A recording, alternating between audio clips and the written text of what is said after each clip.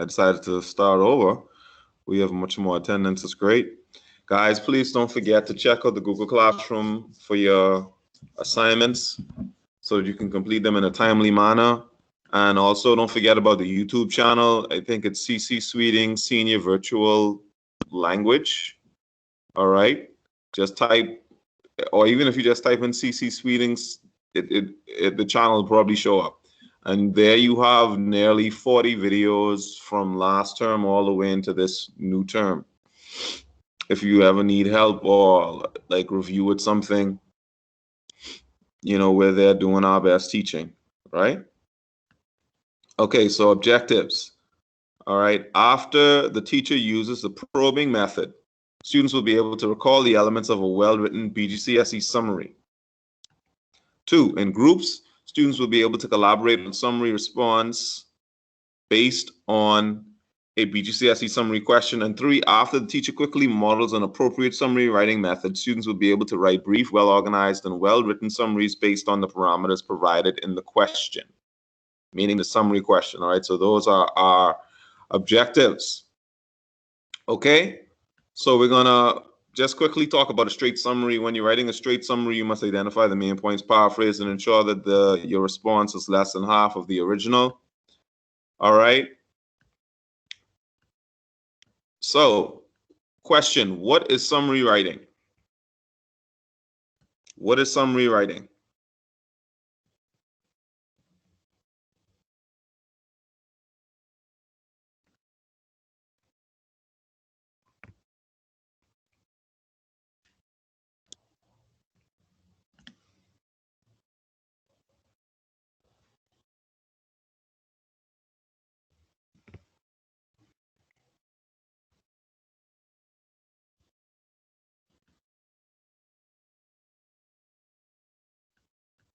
Come on, guys, what is summary writing?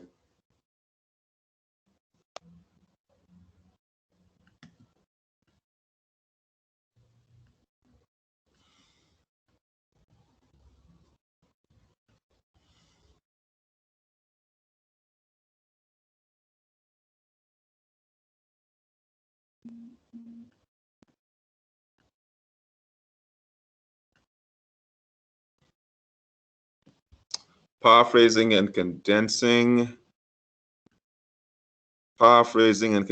the main points of a sentence, not of a sentence per se, not usually. All right, but yes, it definitely involves paraphrasing something. Yes, Deshanda, both of you are correct, but a more accurate definition wouldn't like be text. Now, a sentence is text, but when we say text, or at least when I hear text, I think of something long, something of some length, right? Not just a sentence. All right. So, but yes, I thank you both. Okay. So, who can remember what when we're talking about a BGCSE summary, what are some things that you have to consider when you're preparing to write a BGCSE summary? Who can remember?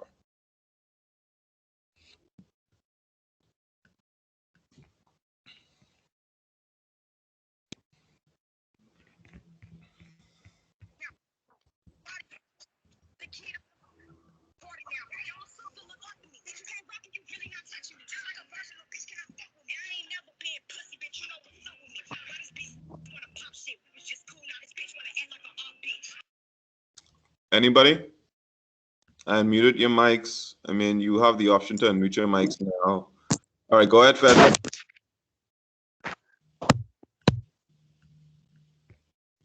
Go ahead.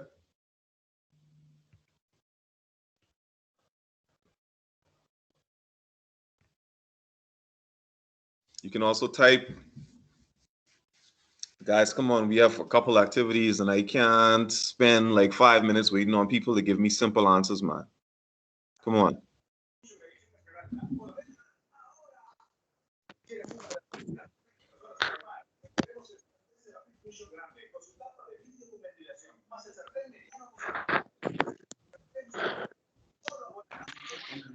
Grade 12, what's going on?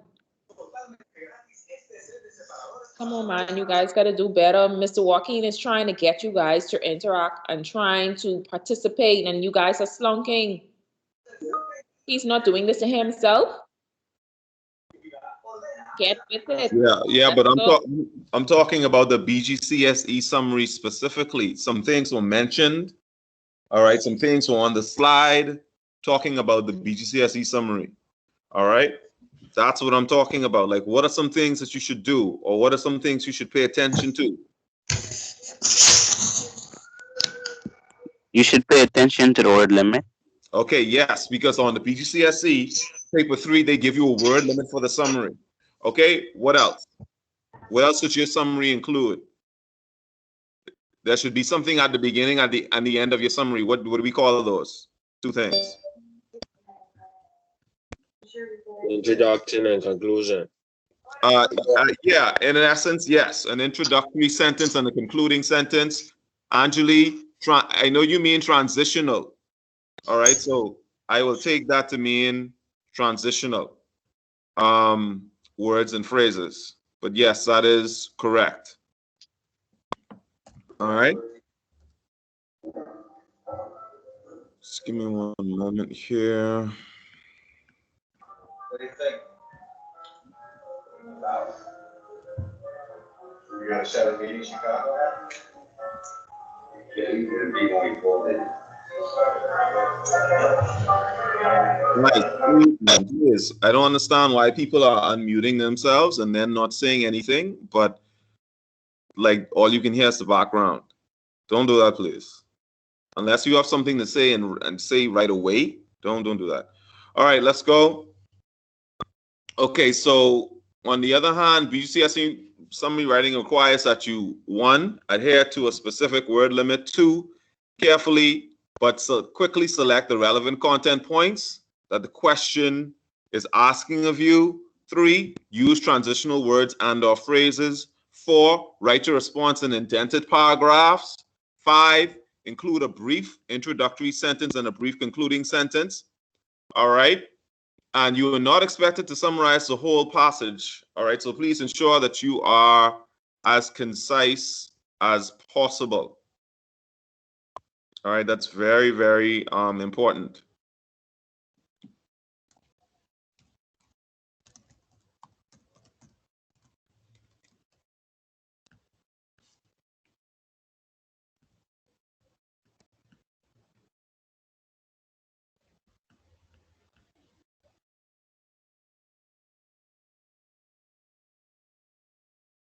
Okay. Now, need to keep going.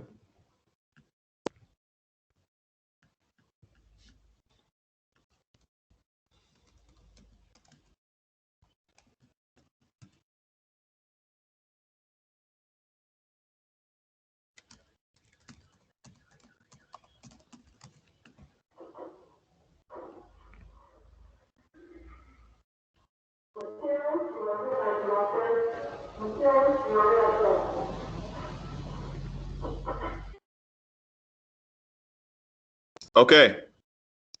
So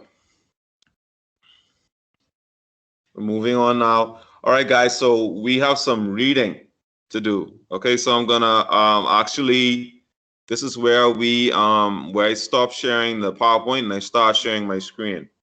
Okay.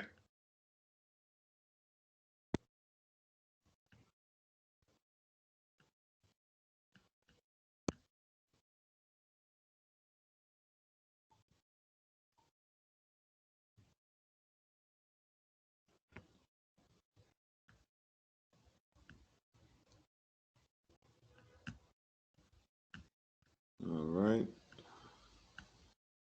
All right. Sharing screen. Okay. All right. So everyone should be able to see my screen now. I was trying to do something with PDF Viewer, but it is not cooperating with me at all. So may have to forget about that. All right. So here's what we're going to be doing, okay? I'm going to go through this passage again, all right? And I want you guys in your groups right now. Like, you need to be in your groups from right now, okay? Right now. So boys and kings and queens, get into your groups, all right? So I'm going to be reading, and I'm the only reason I'm reading is because it'll be a little faster if I read it, okay? So read the following passage carefully before you attempt any questions. In it, narrator Evans Cotman tells of meeting an Australian called Percy Cavell in Andros in the 1960s and their subsequent friendship. At Mangrove Key, a man came out from behind the palm trees. He was tall, powerfully built, sunburned to the color of a well-smoked briar pipe. He was past 60, but his muscles were as flat and hard as those of a 20-year-old athlete. He extended his hand, Evans Cotman, I presume. I stared at him. Yes. Mr. Percy Cavell was an Australian, a former professional athlete who had sort of gone native on Andros. He was supposed to know the district as well as any white man alive. He had been born in Sydney, Australia, where his father owned a bathing beach. As a boy, Percy's job had been to dive under the dock each spring and barehanded clean out the octopi which lived there. If he didn't get them all, his father beat him. After one such beating, at the age of 16, Percy stowed away on a ship bound for San Francisco. There he dived overboard and swam ashore. Can everyone see?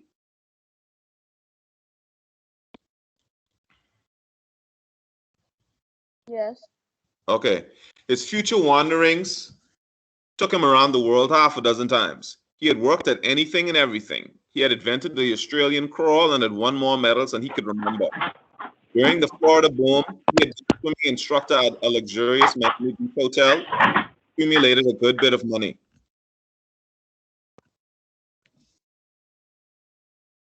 In later years, hard times hit him. He sold off his trophies one by one. Finally, he had come to the Bahamas and built a shack on one of the Andros Keys called Steamer Key. A hurricane washed the shack away, and he spent 3 days clinging to a half-submerged tree. It was after this he told me he had moved to Madeira Key because it had higher ground and there built a new home. Now, guys, what I want you to do is, you see this question I have open? You guys should be able to see this question that I have opened up right now. And it says, Evans's trips to the Bahamas could not always be described as paradise.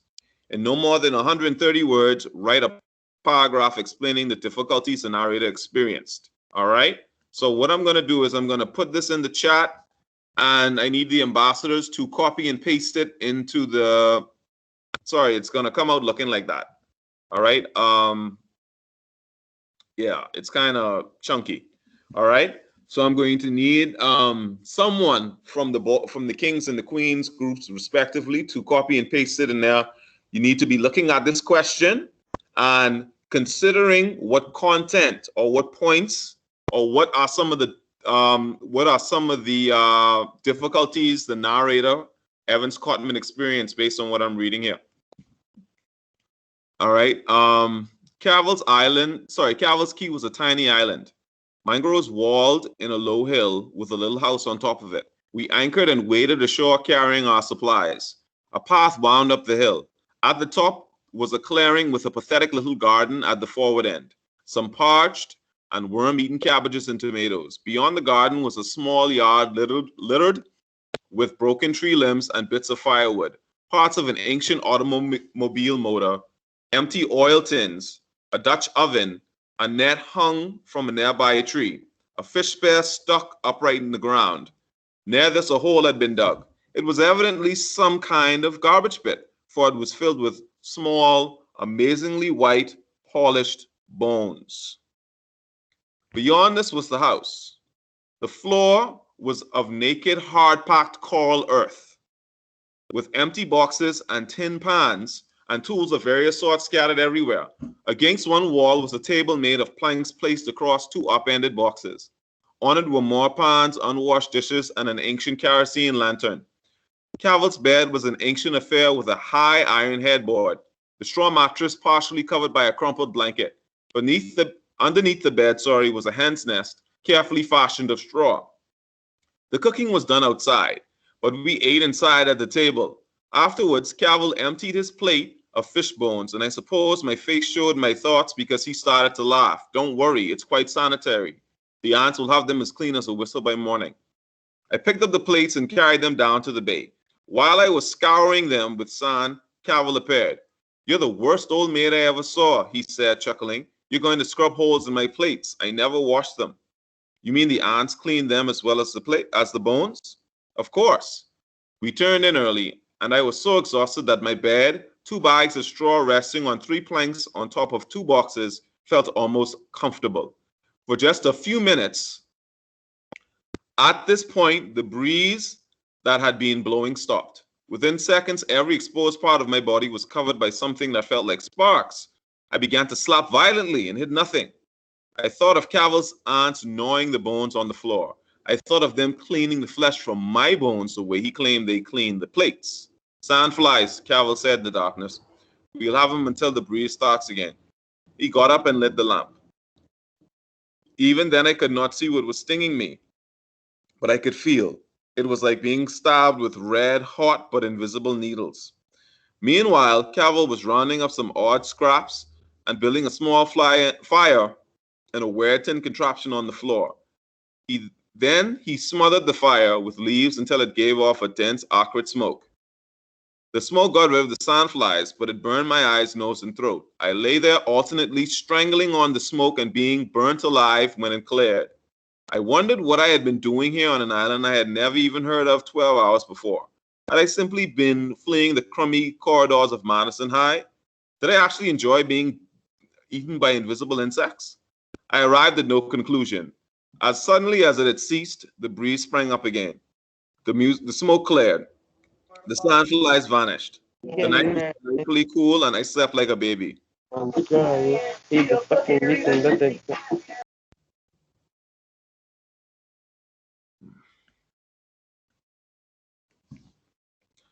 Next morning, the ants had cleaned and polished the fish bones on the floor just as Cavill had said they would. We went for a swim. I had learned the Australian crawl back in the States, but Cavill was horrified with my execution. He was giving me instruction when a creature about 3 feet long came swimming past. Shark, Cavill said. At this point, I put the swimming lesson into violent practice and hit the beach so fast I almost skidded up it. When I looked back, Cavill was standing just where he had been, shaking with laughter. You ought to be giving me lessons, he shouted. I never saw anybody could swim 50 yards without touching the water with anything but their fingertips. The shark, he asked. It was a baby. It was more afraid than you were. He began to laugh. No, he said, I don't think it could have been. With the end of the summer, I went back to Madison, to a long, cold winter, and to writing letters to Mr. Percy Cavill. In June, Cavill met me in Nassau, and though I didn't feel very well myself since I had eaten something that gave me tomaine poisoning, I was shocked to see the change in him. He was gaunt. The huge frame was still there, but his flesh was sunken. We sat on a park bench in Rosin Square, and he told me, making a joke of it, what had happened. Several weeks before, he had been awakened by a rustling sound in the leaves of his thatched roof. Looking up, he saw by the moonlight, which, like rain on other occasions, entered his home far too freely, a chicken snake glide through the fronds. This one was after an egret Cavill had tamed and which slept on one of his rafters. Before Cavill could intercept, the snake grabbed the bird and threw a coil of its body around it. At almost the same time, Cavill grabbed the snake with his left hand just back of its head. Immediately, it released the bird, but not before it had crushed it. In its turn, Cavill set out to choke the snake, and the snake, unable to escape, wrapped itself around his waist and tried to crush him as he had the egret. In the following battle, Cavill stumbled and fell. The fall and the terrible pressure of the snake tore open an old rupture he had got from wrestling with a heavy post trying to build an extra room on his house. Even so, he was not going to let the snake escape. Still holding it, he rolled into a corner, found the saw with which he had once made my bed, and sawed off the snake's head, then passed out. Now he told me he was feeling better. He wanted me to come to Andros with him. He also invited a Nassau druggist, Mr. Cyril Lightburn. Cavill wanted to take us on a hunting trip into the little-known interior of Andros. He had arranged a passage for the 3 of us on the Blackhead, a government sponge boat scheduled to leave the next evening. About dark, I met Cavill and Mr. Lightburn, and we went aboard. I slept soundly until next morning when I awoke to find Cavill leaning over me grinning. I've got something to show you, he said, and held up a flying fish. I don't sleep well, so I was on deck about 4 this morning and I saw a school of them fly out from under the bow. I jumped overboard and caught this one. Then I grabbed the dinghy we are towing as it passed and climbed back aboard. The Blackett stopped at Cavill's place about 10 a.m. We were rowed ashore.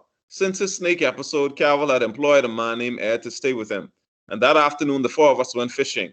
It was after dark when we got back to the house. Cavill lighted a lamp, and then cleaned and salted the barracuda. He had repaired the motor for which I had sent him the part, but it was still in the middle of the cottage floor. The next morning he decided to put it in the boat. Being the kind of man that he was, he said nothing to anybody but bent over and picked up the motor. He took 3 steps and fell down in a dead faint. Lieben and I picked him up and put him on his bed.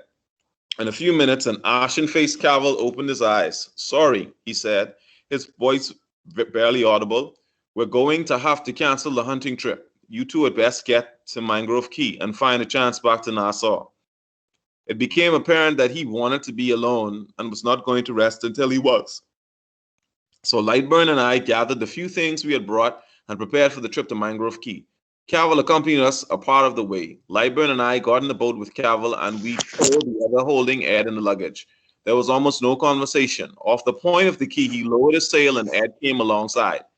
Lightburn and I got into his boat. Cavill hoisted his sail. The boat swung away. He waved a single gesture of his arm, then did not look toward us again. We reached Mangrove Key before dark.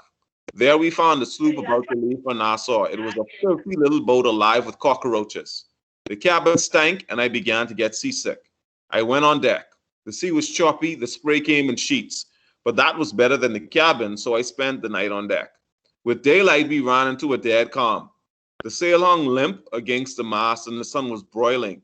Finally, about dark, a wind came up, and by midnight, we reached Nassau. There, I got a cable from my aunt. My mother was seriously ill, and I was wanted at home. I canceled the rest of my vacation and went back to Indiana. In November, I had a letter from Mr. Lightburn in Nassau. Percy Cavill had died. When I added up the hours I had spent with him, I was amazed to realize they totaled no more than a week. Yet to me, he had been a kind of symbol. He had represented some of the romance and adventure I dreamed about, but far more than that, he had been a friend. All right? So I hope you guys were looking at that question and making notes in your groups. I can't see what you're doing. All right? Now, I'm going to be nice and share something with you.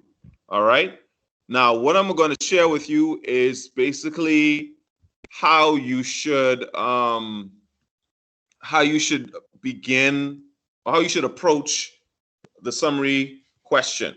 First of all, what you need to do is identify the content needed for the question. The question says Evans's trips to the Bahamas could not always be described as paradise. So you have to understand what they're trying to say here. What do they mean that his trips could not always be described as paradise? What does that mean? I need an answer, please.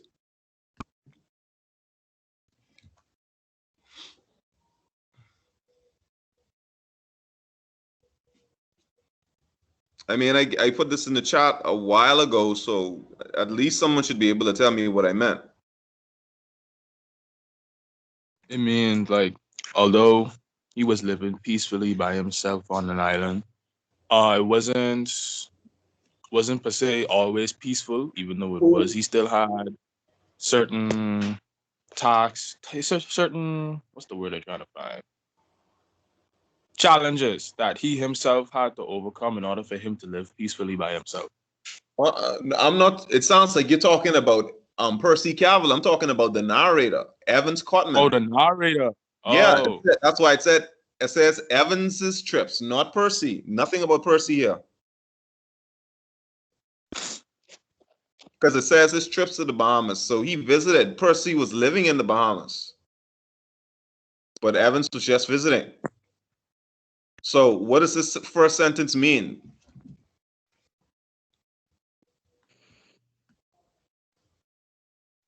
That means his time spent there wasn't always smooth sailing or wasn't always peaches and cream, because he did have some displeasing moments I guess, that challenged him in a way that could be described as not not paradise, as paradise. Cannot be described as paradise. Okay. So yes, basically that's just a way, and they're playing on the fact that people call the Bahamas a paradise, right? So it says in no more than 130 words. So what is that? What is that? In no more than 130 words. That is your what? Limit. That is the limit. Okay? Write a paragraph. Now it could be one single paragraph, or you could break it up into multiple small paragraphs, or a couple of small paragraphs explaining the difficulties the narrator experienced on his trips. And see, guys, that's why it's important to read. You see how important it is to read the question carefully? Because some of you most likely would have started talking about the difficulties Percy had, and the question has nothing to do with Percy, really. Nothing at all. Okay? So please, when you're given something, read for understanding. Don't just read it. You have to read and break it down, analyze it, and attempt to understand what it is saying. Okay? Because if you jack this question up, that's 10 marks you won't get. All right? So, and I gave you guys instructions. You should have been writing down things that Evans had issue with or difficulties he experienced during his trips to Nassau or the Bahamas, rather, because he also he was in New Providence, he was in Andros. All right. So, did the groups do that? Groups, did you do that? Yes or no? Because I need your answer to show you this other thing.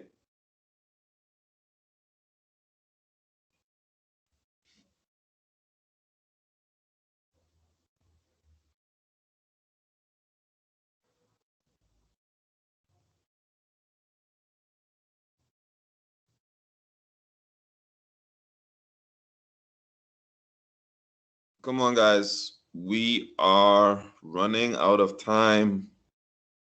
Guys, you have to understand that I am not used.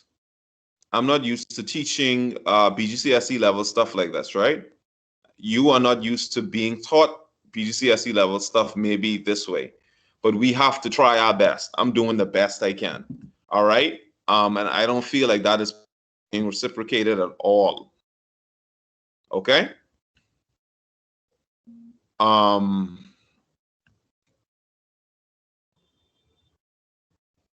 Joshua, someone can add you, I think. Or someone may have already added you. All right. Could someone get on the mic and just share one or two of the difficulties that Evans Cotman, the narrator, encountered? Just one or two. I just want to show you something. That's it.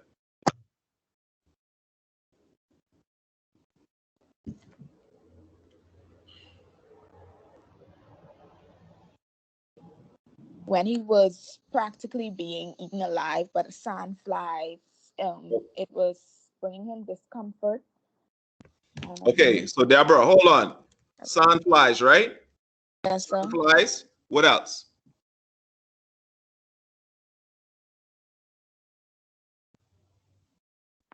Just one more.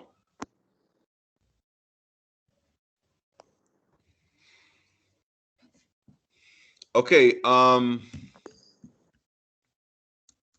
than the sandflies. Come on, guys, help me out, please. Please, I'm begging now. That's not the only thing. And if you say sandflies, then you should be able to give me three others related to the sandflies.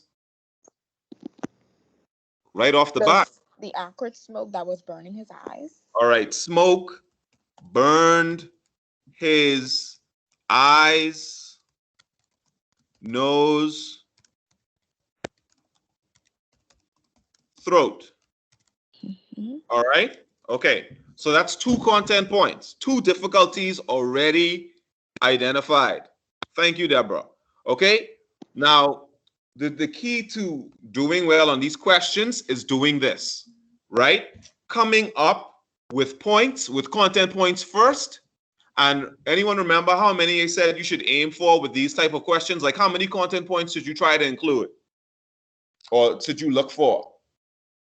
Does anyone remember that number? Well, they're actually like two numbers, blank slash blank. If the question is worth 10 marks and some of that will be language you know, it can't just be 2 content points because that's all I have displayed here. 2 content points, sand flies and smoke. What else? How many content points would you need in total to ensure that you have a good shot at getting a 9 or a 10? 5. No, a little higher than that. Now, guys, if you're sending in the chat, I can't really check it. Anyway, hold on. Does anyone else want to try? It's more than 5. 7 to 8 points. Who said that? Phoenicia. Excellent. Yes, Phoenicia. 7 or 8, 7/8 content points. Right now, all I see are 2. Okay? So now these are content points. All right, we established that already. Okay. Sand flies, smoke burned his eyes, nose and throat. Okay. Now look at this sample that I have here. It's not the entire summary, but look at it. All right. Now the only thing is I didn't indent, so I'll just do like an artificial indentation here. All right. Okay, guys. So look at it. I need someone to read this for me, please. Anybody? Evans encountered many challenges while in the Bahamas. Firstly, his bed was very uncomfortable and he was being bitten by sandflies while trying to rest. Secondly, the fire Percy created made him choke in his sleep. How many content points do you see right there in those 3 sentences? 2. You sure? 3. What 3 do you see? His bed was uncomfortable. He was bitten by sandflies, and the smoke made him choke in his sleep. All right. Okay. Sandflies, smoke, bed. All right. And notice, what do I have at the beginning of this thing, of this summary response? What is at the beginning? What do we call that? What do we call this part I have highlighted right now? Oof. That's hurting my eyes. Topic sentence. Not exactly a topic sentence, but call it an Introductory sentence. an introductory sentence. And in a way, it is a topic sentence because it tells you that you're going to be talking about the challenges that Percy Cavell faced. So for the summary response, you treat it kind of like a paragraph, right? A paragraph has a topic sentence that lets you know what will be discussed in the body of the paragraph, and it also has like a clincher or concluding sentence. All right, that kind of reflects the introductory sentence. Okay. All right. So, I want the ambassadors now. Okay, I'm going to stop sharing my screen because we do not have time for the actual activity. So we'll have to continue with this activity tomorrow. Okay, and thankfully we'll have more time.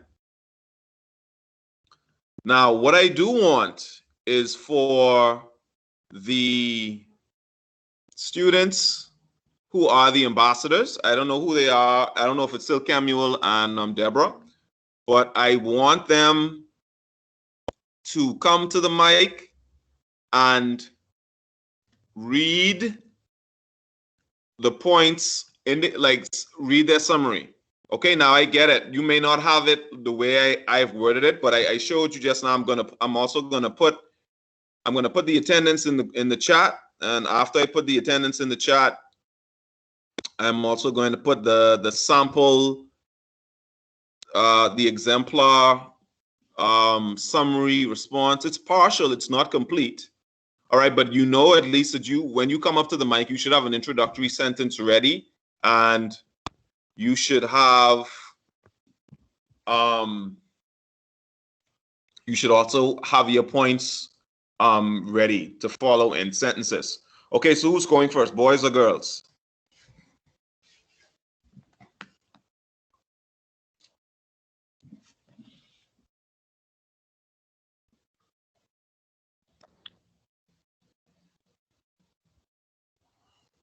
Well, I thought we would have finished this tomorrow, Mr. Joaquin. So. Ah, okay, Mhm. okay. Mhm.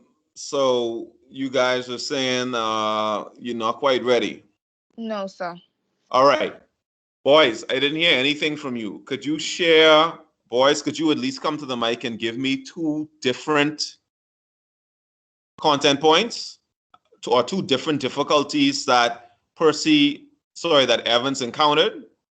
All right. Evans Cotman encountered that that are not his bed being uncomfortable, the smoke choking him, or being bitten by sandflies. There are many difficulties or unpleasant things. All right, that happened while he was in the Bahamas. So you should be able to give me two before we leave.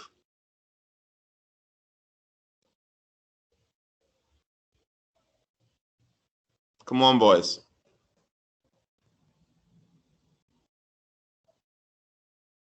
Two additional challenges. You should, even if you were not following, even if you thought I was talking about Percy, you should remember some things about Evans, like something like on the beach, on the boat. Like, come on, guys, please. You have exams in a matter of might as well say weeks at this point. You have to be ready. That's why we're doing this. That's why I'm doing this, because I need you guys to be ready. And you're not going to get ready by cowering or like hiding, all right? Or not like sharing or speaking. Okay? You have to.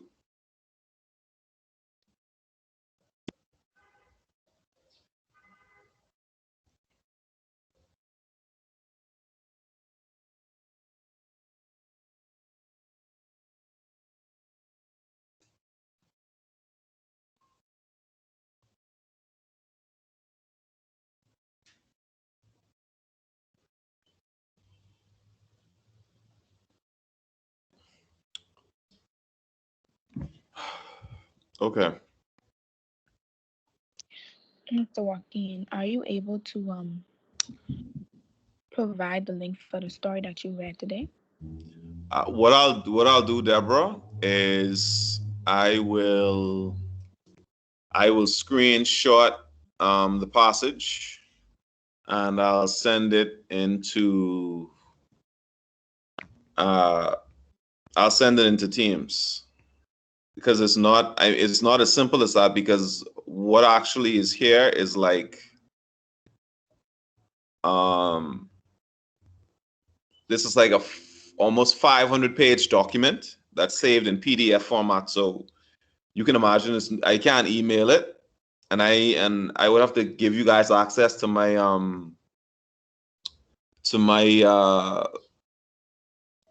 what do you call it, Google Drive, and I'm not doing that.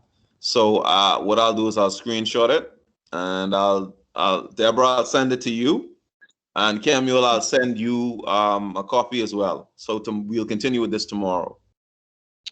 Okay, thank you so All much. right. So before we leave, who can remember? Tell me some things about BGCSE summary writing. BGCSE summary writing, please.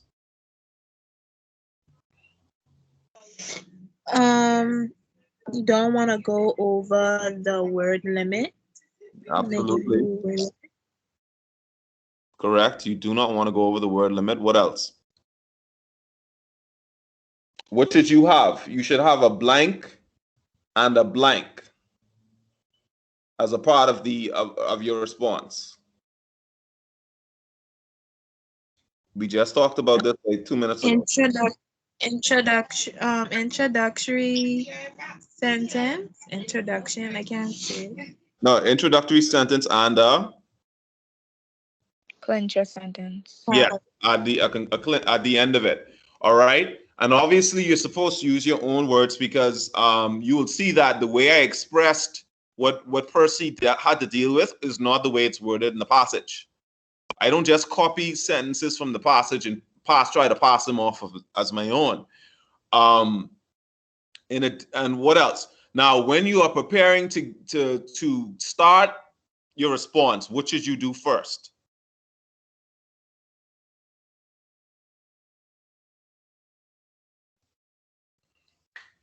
What's after you understand the question completely, after you thoroughly have analyzed that question, you understand it completely, what's the first thing you do?